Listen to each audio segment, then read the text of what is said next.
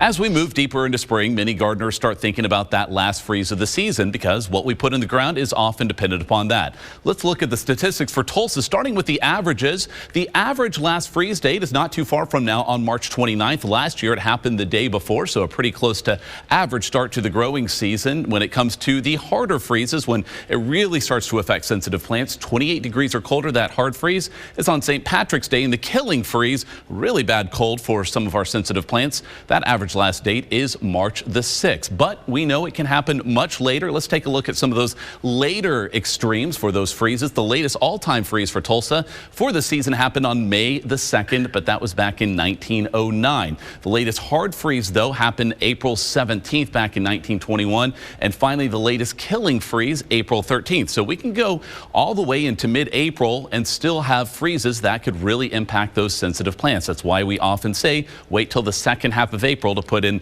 some of those plants in the ground. But on the other extreme, we may already be past that latest freeze of the season, the earliest of which have occurred on March the 6th, 1980, 1985, and as most recently 2015. And you can see some other dates, several of which have happened in the past 15 years here. Now, when it comes to where we are right now, 38% of last freezes have already happened by this particular date. So we're kind of getting close to that point where it's pretty common. What about our outlook? Well, as our last freeze stands so far, it is March the 6th. And if you remember, that is tying for the earliest on record.